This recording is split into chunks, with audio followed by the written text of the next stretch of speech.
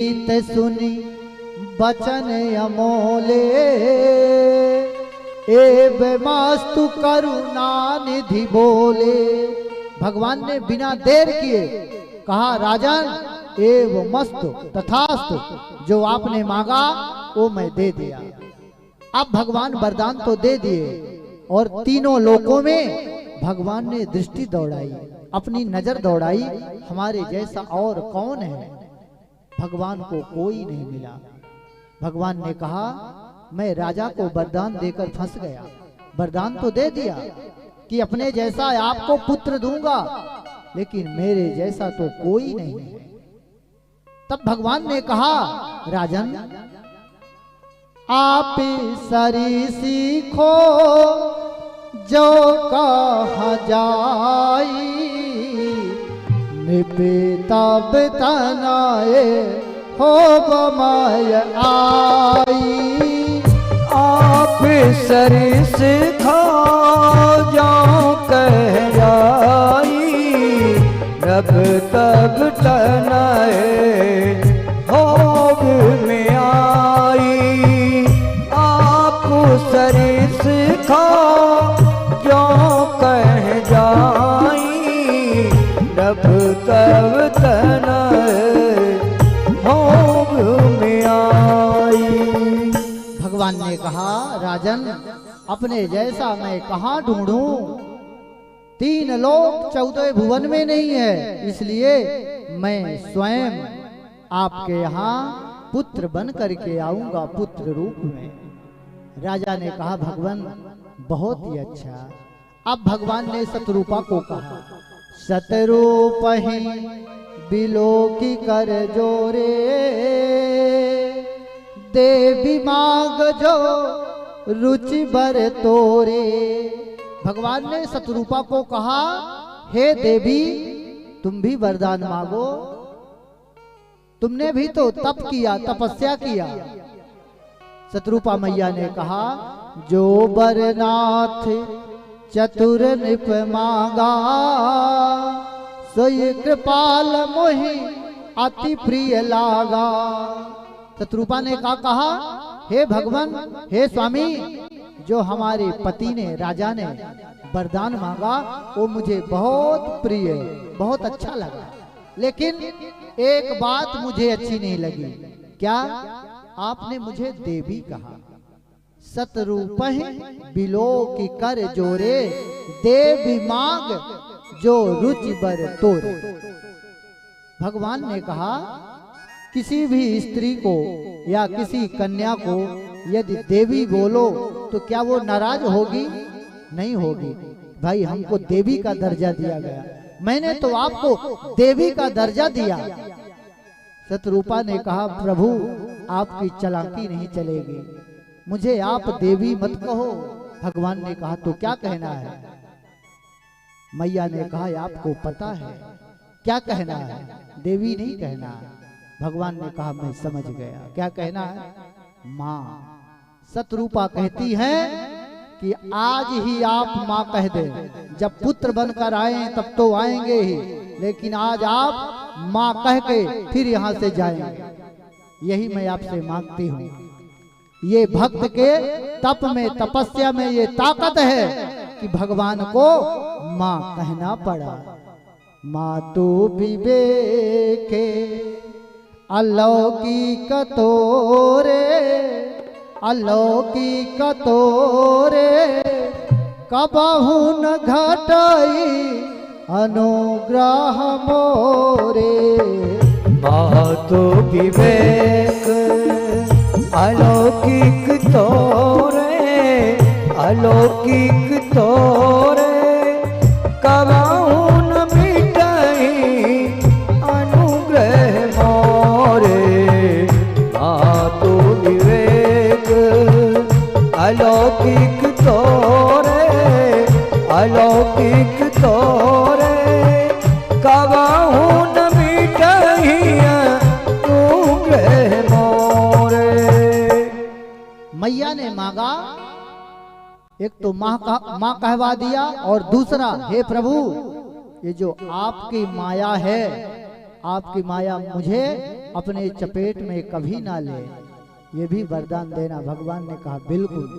इसीलिए भगवान ने कहा मातु विवेक अलौकिक तोरे, कबहु न मिटे अनुग्रह मोरे। इसके बाद भगवान ने दोनों को एक एक वरदान दे दिया। अब मनु महाराज ने कहा प्रभु मुझे एक वरदान और चाहिए। भगवान ने कहा क्या चाहिए, आप और मांग लें। मनु महाराज ने कहा कि जब आप पुत्र बन करके आएंगे तो हमारा आज जो वरदान मांग लिए इसलिए। पहले ही रावण ने ब्रह्मा जी से वरदान ले लिया है तपस्या करके और उत्पात मचाया कि बाढ़े बहुखल चोर जुआरा, जेलम पट पर धन परदारा, माँ नहीं मातु पिता नहीं देवा, साधु सन करवा वही सेवा। रावण कुंभकर्ण क्या करते हैं, उनके राक्षस क्या करते हैं, माता पिता साधु संत गुरु ब्राह्मण कुछ भी नहीं मानते, सेवा करवाते। राक्षस कौन है, जिनके ये माने धर्म को ना माने वही राक्षस, अलग से राक्षस नहीं आता। भगवान शंकर कहते हैं जिनके ये आचरण भवानी, ते जानहि निश्चर सब प्राणी, वही सब निशाचर है जो माता पिता न माने, धर्म को न माने, गुरु न माने, भगवान न माने, संत न माने, ब्राह्मण न माने, वही राक्षस है। इतना पाप बढ़ गया कि ये पृथ्वी पाप सहन नहीं कर पाई। जब पाप होता है ना तो पृथ्वी भी सहन नहीं कर पाती, व्याकुल हो गई। गौ माँ का रूप बना करके ब्रह्मा जी के पास जाती है। धेनु रूप धरि हृदय विचारी, गई तहाँ जहाँ सुर मुन झारी। ब्रह्मा जी के पास जाकर कहने लगी ब्रह्मदेव इतना भार तो नदी तालाब पहाड़ वृक्ष का नहीं है जितना ये रावण और कुंभकर्ण इनके राक्षसों का है। आप बचाएं, इस भार को उद्धार करें। ब्रह्मा जी ने कहा ये मेरे बस का नहीं है, शंकर जी के पास चलो। भगवान शंकर के पास गए और शंकर जी ने कहा ये हमारे बस का भी नहीं है, ये तो नारायण ही करेंगे, चलो नारायण के पास। सारे देवता मिल करके क्षीर सागर जाने को तैयार हुए तो भगवान शंकर ने कहा ए देवताओं सुनो, जहां तक मेरी मति है क्षीर सागर जाने की जरूरत नहीं है। क्यों नहीं है, भगवान सर्वत्र है। हरि व्यापक सर्वत्र समाना, प्रेमत प्रगट हो ही मय जाना। हरि सर्वत्र है, जहां पर भी बैठ करके प्रेम किया जाए वहीं वो प्रकट हो जाते हैं। ऐसी कोई जगह नहीं जहां पर भगवान ना हो। सारे देवताओं को लगा कि अच्छी बात है, वैकुंठ नहीं जाना पड़ेगा। अरे हम क्षीर सागर क्यों जाएं, चलो यही बैठकर स्तुति करेंगे। देवता वहीं स्तुति करने लगे, वहीं भगवान को पुकारने लगे। जय जय सुर नायक जन सुखदायक, प्रणत पाल भगवंता। सारे देवता वहीं पे स्तुति करते हैं, हे देवताओं के देव, हे सुरनायक आपकी जय जयकार हो प्रभु। हे प्रभु हम सब देवताओं का जो संकट है आप ही दूर करेंगे। कहते हैं बाबा तुलसी कहते हैं भगवान प्रकट नहीं हुए लेकिन आकाशवाणी हो गई। क्या हो गई, जन डर पहु मुन सिद्ध सुरेशा, तुम ही लाग धरी हाँ नरवेशा। ऐ देवताओं भय को छोड़ दो, तुम्हारे ही लिए भय को दूर करने के लिए मैं इस पृथ्वी में मृत्यु लोक में अवतार लूंगा। हे भक्तों तुम निश्चिंत रहो, अब तुम्हें न कोई भय होगा, अब तुम्हें न कोई भय होगा, अब तुम्हें न कोई भय होगा, अब तुम्हें न कोई भय होगा। यह धरणी होगी युद्ध भूमि, धरणीधर का अभिनय हो। सिया राम जय जय राम, सिया राम जय जय राम, सिया राम जय जय राम, सिया राम जय जय राम, सिया राम जय जय राम, सिया राम जय जय राम, सिया राम जय जय राम, सिया राम जय जय राम। भगवान कहते हैं ये जो पृथ्वी है ये अब युद्ध भूमि होगी। और हे देवताओं, बध है तू हिरण्याकश्यप के, अभिलंब खंभ से निकला है, अभिलंब खंभ से निकला है, अभिलंब खंभ से निकला है, अभिलंब खंभ से निकला है। अब ही वह रावण के कारण छत्री होने को मचला। सिया राम जय जय राम, सिया राम जय जय राम, सिया राम जय जय राम, सिया राम जय जय राम, सिया राम जय जय राम, सिया राम जय जय राम, सिया राम जय जय राम, सिया राम जय जय राम। भगवान ने कहा हिरण्याकश्यप, हिरणाक्ष को मारने के लिए, हिरण्याकश्यप को मारने के लिए मैंने खंभे से प्रकट हो गया था। और अब रावण के लिए ये मेरा मन छत्री बनने को मचल रहा है। इसलिए हे पृथ्वी, पृथ्वी मेरी प्यारी पृथ्वी,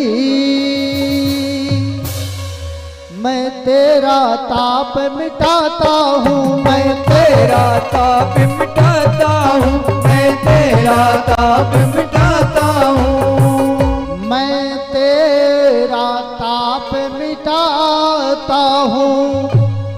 दशरथ के यहाँ राम बनकर अति शीघ्र अवध में आता हूँ। सिया राम जय जय राम, सिया राम जय जय राम, सिया राम जय जय राम, सिया राम जय जय राम, सिया राम जय जय राम, सिया राम जय जय राम, सिया राम जय जय राम, सिया राम जय जय राम। आकाशवाणी कहती है बहुत ही जल्दी मैं अवध में, अयोध्या में दशरथ के यहाँ राम बनकर के आऊंगा और तुम्हारे भार को दूर करूंगा। बोलिए श्यावर रामचंद्र भगवान की जय हो। देवताओं ने पुष्प की बारिश की और बाबा तुलसी हम सबको कहाँ ले चलते हैं? अयोध्या। अयोध्या में चक्रवर्ती महाराज एक दिन अपने सूर वंश के गद्दी में विराजमान थे। एक बार भूपति मन माही, भय गलानि मोह रे सुत नाही। चक्रवर्ती महाराज के मन में आया सब कुछ प्रभु ने दे रखा, राजपाट धन धाम, लेकिन अब तक दिया नहीं प्रभु को संतान। हे प्रभु, आपने मुझे सब कुछ दे दिया, लेकिन क्या पुत्र कभी हमारे गोदी में खेलेगा? जाऊं तो जाऊं कहां? दशरथ जी चिंतित थे। उनके मन में आया कि गुरु के शरण में जाना चाहिए। कोई भी समस्या हो, परेशान नहीं होना, विचलित नहीं होना, अपने गुरु से जरूर बताना। चक्रवर्ती महाराज गुरु के यहाँ जाते हैं। गुरु गृह तुरत गयो महिपाला, चरण लाग कर विनय विशाला। गुरु के चरणों में प्रणाम किया और निज दुख सुख सब गुरु ही सुनायो, कही वशिष्ठ बहु विधि समुझायो। अपना दुख भी और अपना सुख भी, वो दुख क्या है और वो सुख क्या है, दुख इस बात का है कि हमारे पुत्र नहीं है। हे गुरुदेव, क्या हमारी गोदी कभी पुत्र से भरेगी? ये दुख है। और सुख क्या है? मैं गुरुदेव के चरणों में उपस्थित हूँ, चरणों में बैठा हूँ, तो मुझे पुत्र अवश्य मिलेगा, इस बात का सुख भी है। गुरु से छल कपट कभी नहीं करना, अपना दुख भी बताना और अपना सुख भी बताना, यही चक्रवर्ती महाराज बता रहे हैं। वशिष्ठ त्रिकालदर्शी हैं, 3 काल को जानने वाले। वशिष्ठ ने कहा, राजन, आप तो एक पुत्र को कह रहे हैं, आपके गोदी में 4 पुत्र खेलेंगे। धरा हूं धीर होई है सुतचारी। राजन, एक नहीं 4, जिनकी महिमा 3 लोग 14 भुवन में विख्यात रहेगी। बाबा तुलसी कहते हैं, गुरुदेव वशिष्ठ ने उनको कहा कि श्रृंगी ऋषि को बुलाओ, पुत्रेष्ठ यज्ञ कराओ। श्रृंगी ऋषि को बुलाया गया, पुत्रेष्ठ यज्ञ कराया गया। और बाबा तुलसी कहते हैं, अंतिम आहुति में भगत सहित मुनि आहुत दीने, प्रगटे अगिन चरो कर लीने।